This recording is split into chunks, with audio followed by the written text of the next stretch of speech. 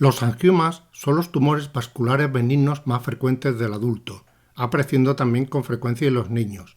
Y la gran mayoría de estos angiomas se van a poder diagnosticar fácilmente por sus características clínicas, pero en algunos casos se los puede confundir con otras lesiones o incluso sospechar que sea un melanoma, y aquí es donde la dermatoscopia puede ser de gran utilidad.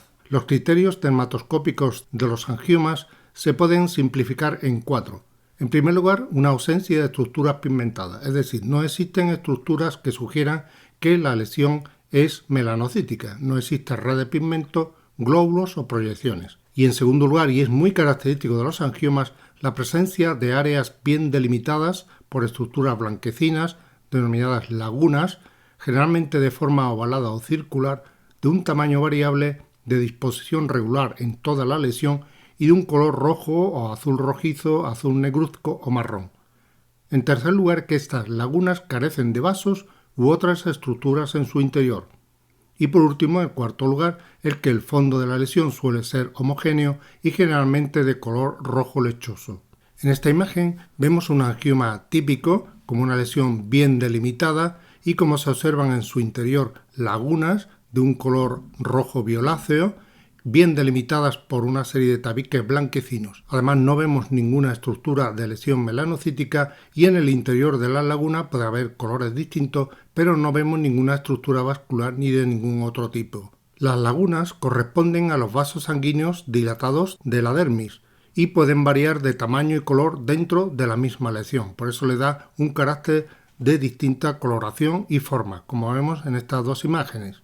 En una, las lagunas tienen una forma más o menos regular y siempre divididas por los tabiques blanquecinos de un color rojo, mientras que en la otra lesión vemos que como son las lagunas más pequeñas, casi podríamos definirlas como glóbulos y de un color más violáceo, pero siempre están distribuidos de una forma más o menos homogénea por toda la lesión y, como digo, separadas por tabiques blanquecinos. Este aspecto puede variar porque cuando hay vasos trombosados, que realmente desde el punto de vista clínico se manifiesta con dolor y oscurecimiento brusco, lo cual plantea dudas diagnósticas, pueden observarse áreas o manchas negras de bordes netos, habitualmente con eritema periférico. En esta imagen vemos un angioma con una zona que sea trombosado. Como es lógico, la aparición súbita de esta mancha de color negro puede confundirnos sobre todo con el melanoma, pero existen una serie de datos que nos permiten diferenciar el angioma trombosado del melanoma, como son la ausencia de criterios de lesión melanocítica, que ya hemos visto que es definitoria de los angiomas, y segundo, la presencia de múltiples lagunas rojas y en este caso negras debido a la trombosis. Los angioqueratomas son tumores vasculares adquiridos que se producen por una dilatación ectásica de los vasos de la dermis papilar acompañado de hiperkeratosis, lo cual le diferencia de los angiomas. Son tumores que se presentan sobre todo en jóvenes y adultos y con mayor frecuencia en las piernas, aunque también pueden aparecer en los brazos y en el tronco. El problema es que los angioqueratomas solitarios pueden simular por su color oscuro un melanoma. Inicialmente son lesiones sobreelevadas, de aspecto verrugoso, pequeños y de color rojo oscuro o púrpura, pero en su evolución adquieren un color negruzco con hiperkeratosis característica de los angioqueratomas. Son asintomáticas, pero pueden sangrar y formar costras si sufren traumas o bien se trombosan. Los criterios dermatoscópicos son, en primer lugar, una ausencia de estructuras pigmentadas, es decir, no existe red de pigmento, glóbulos o proyecciones. En segundo lugar, las lagunas, pero están peor delimitadas que los angiomas y su color es variable, rojo, azul oscuro, violáceo o negro. Y en tercer lugar, la aparición de zonas de coloración blanco-amarillenta que traducen la acantosis e hiperkeratosis típica de los angioqueratomas. Existen otros criterios que son menos frecuentes, como son la aparición de costras hemorrágicas, secundarias al sangrado, sobre todo en la fase inflamatoria de la lesión por traumatismo. En segundo lugar, un velo azul blanquecino, que son áreas sin estructura, mal definidas, cubiertas con un velo como de vidrio esmerilado, como vemos en la imagen, y que se corresponde con zonas de acantosis e hiperkeratosis epidérmicas. Y en tercer lugar, un eritema de fondo y un eritema periférico, que se presentan como áreas homogéneas de color rosado por la inflamación y la extravasación de hematíes. Esta apariencia dermatoscópica de los angioqueratomas no es estable, sino que varía según el tiempo de evolución y la presencia o no de trombosis. Generalmente, en las lesiones tempranas, como vemos en la imagen, presentan una mínima hiperkeratosis, es decir, no tiene ese fondo de color amarillento, y las lagunas son redondas, ovales y bien delimitadas, de un color rojo o azul rojiza, y por tanto es una lesión que es casi indistinguible de los angiomas. Los angiokeratomas más antiguos o evolucionados contienen múltiples lagunas de colores distintos, azul rojizo, azul negruzco, pero siempre de un color más oscuro que los angiomas, como vemos en esta imagen.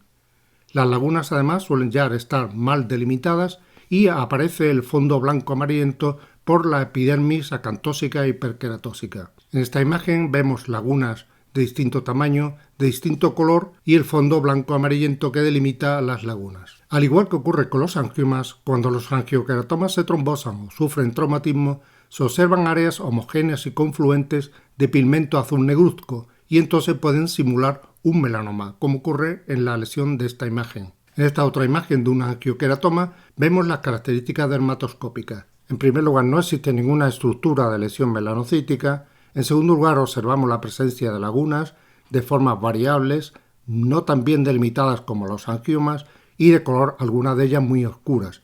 Además, no observamos las líneas blancas, sino un fondo amarillento que es el que separa las distintas lagunas.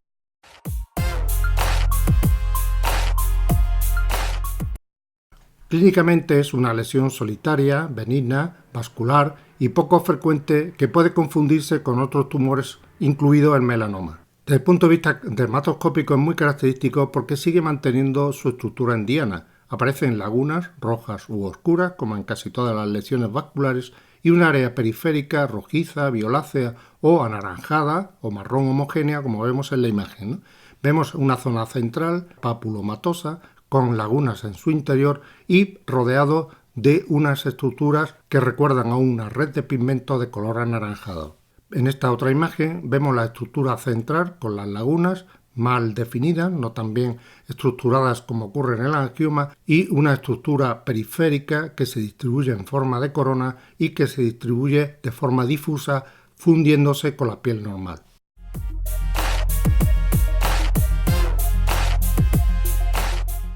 Es un hemangioma capilar de tipo lobular que suele aparecer de forma reactiva a un traumatismo y por tanto ni es granulomatoso ni es infeccioso. De aquí que actualmente se le denomina como hemangioma capilar lobular. Aparece con mayor frecuencia en niños y adultos jóvenes y sobre todo localizados en cabello, cuello y los dedos de las manos.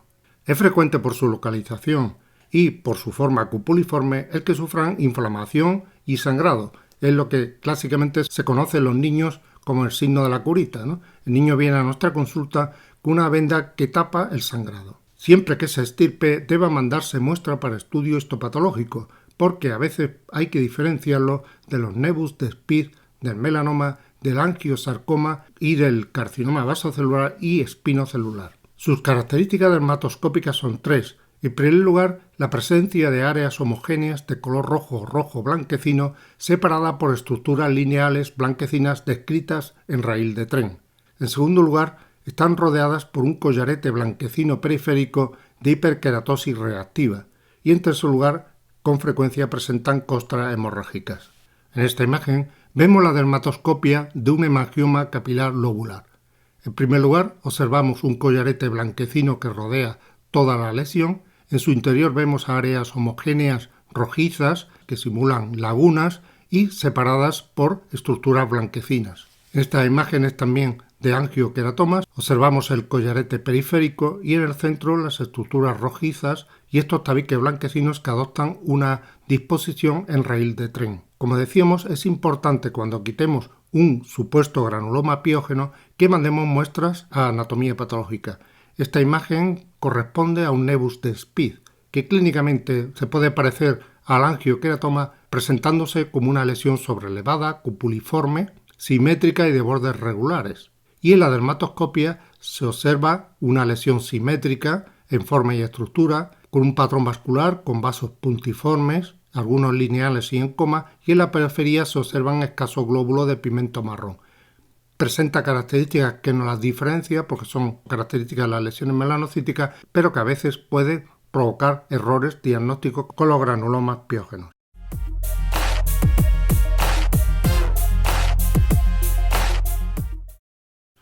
Es un tumor maligno de origen vascular y con hallazgos dermatoscópicos muy heterogéneos.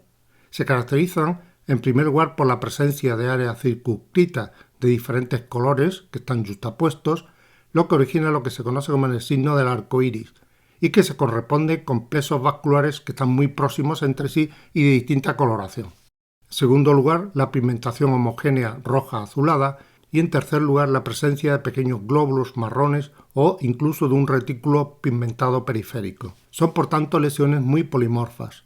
El signo del arco iris de todos modos no es específico del sarcoma de Kaposi, ya que puede presentarse también en otras lesiones como el dermatofibroma, melanoma, granuloma piógeno, dermatitis de éxtasis y el líquen plano. En la imagen vemos dos sarcomas de Kaposi donde se presentan estructuras de muy distinto color, originando un patrón en arco iris.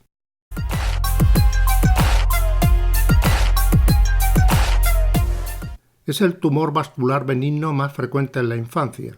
En la dermatoscopia podemos observar un patrón vascular polimorfo compuesto por vasos globulares, circulares, curvos, lineales o dilatados. En esta imagen de un hemangioma infantil vemos el gran polimorfismo vascular, con vasos de distinta estructura.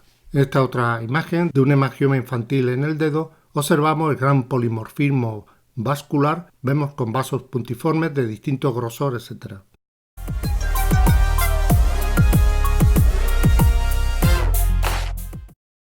La forma más frecuente es el nebus simplex o mancha en vino de Oporto.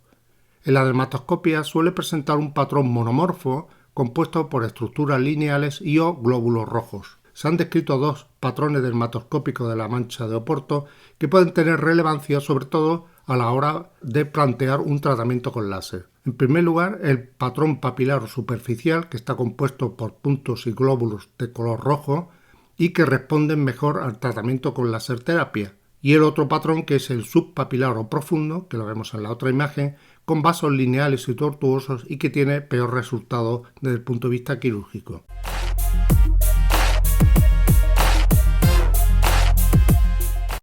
Es una malformación linfática de distribución segmentaria. En la dermatoscopia aparecen lagunas de color variable, translúcidas, amarillas, rosadas o rojo-violáceas en función de la proporción de líquido linfático y sangre que contengan, y están separadas por septos blanquecinos. En esta imagen vemos dos hemangiolinfangiomas circunscritos, donde se observan las lagunas, más o menos translúcidas en color amarillento, separadas por tabiques blanquecinos.